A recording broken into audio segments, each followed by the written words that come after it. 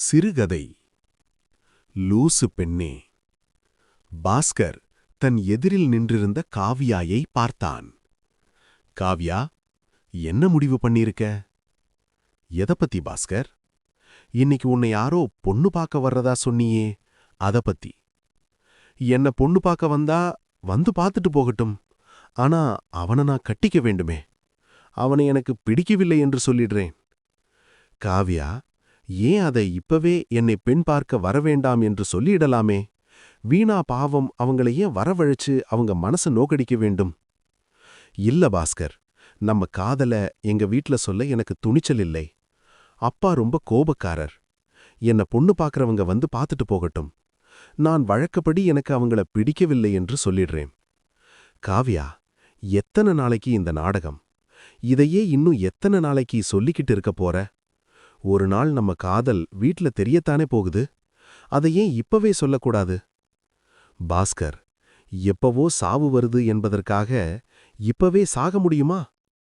தெரியற நேரத்துல தெரியட்டும், அத அப்போ பார்த்துக்குவோம்.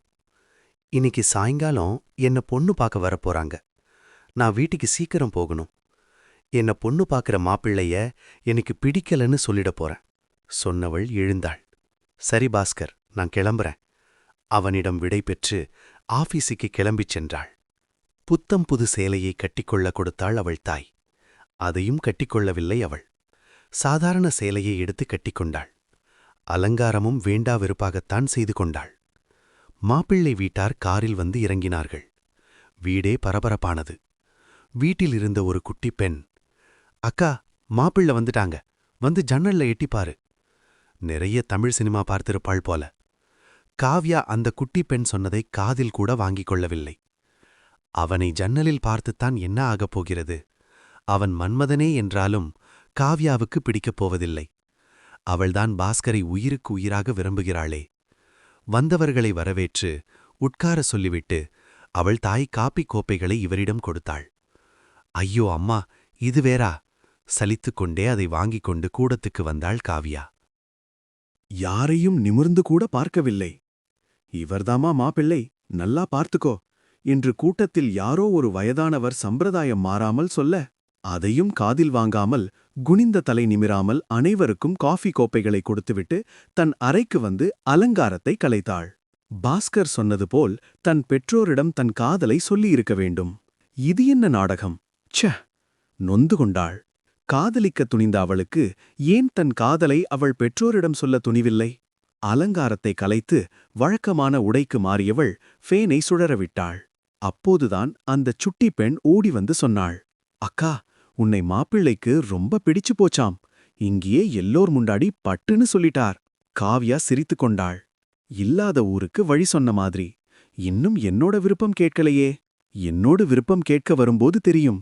நினைத்து கொண்டிருந்தவள் கதவை திறந்து கொண்டு பதட்டமாக உள்ளே நுழைந்த அவள் தாயை பார்த்தாள். அடியே காவ்யா, உன்ன மாப்பிளைக்கு ரொம்ப புடிச்சு போச்சாண்டி. என்ன புண்ணியம் பண்ணினியோ தெரியல. உடனே சம்மதம் சொல்லிட்டாரு. அது மட்டுமில்ல, உன்னோட சம்மதத்தையும் கேட்டு வர சொன்னாரடி. உனக்கு பிடிச்சிருக்குன்னு சொல்லிடவா? அம்மா, எனக்கு இந்த மாப்பிளைய பிடிக்கல. காவ்யா சொல்ல அவள் தாய் தலையில் இடி விழுந்தவள் போல் நின்றாள். என்னடி சொல்ற? ஆமாம்மா, எனக்கு இந்த மாப்பிளைய பிடிக்கவில்லை, அவ்வளவுதான். அவள் தாய் அதிர்ந்து போய் அறையை விட்டு வெளியே வந்தாள். அவள் பதிலுக்காக காத்திருந்த மாப்பிள்ளை வீட்டார் முன் தலைகுந்து நின்றாள். கதவு தட்டும் சத்தம் கேட்டு கதவை திறந்தாள் காவ்யா. கதவை திறந்தவள் அதிர்ந்தாள்.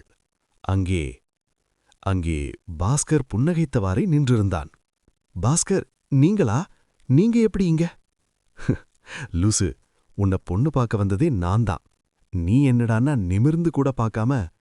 நீ எனக்கு காஃபி கொடுத்தபோது சிரிப்பு சிரிப்பா வந்தது. பாஸ்கர், நீங்க தான் என்ன பெண் பார்க்க வருவதாக சொல்லவே இல்லையே. ஆமாம் காவ்யா, உனக்குத்தான் நம்ம காதல உங்க வீட்ல சொல்ல துணிவில்ல.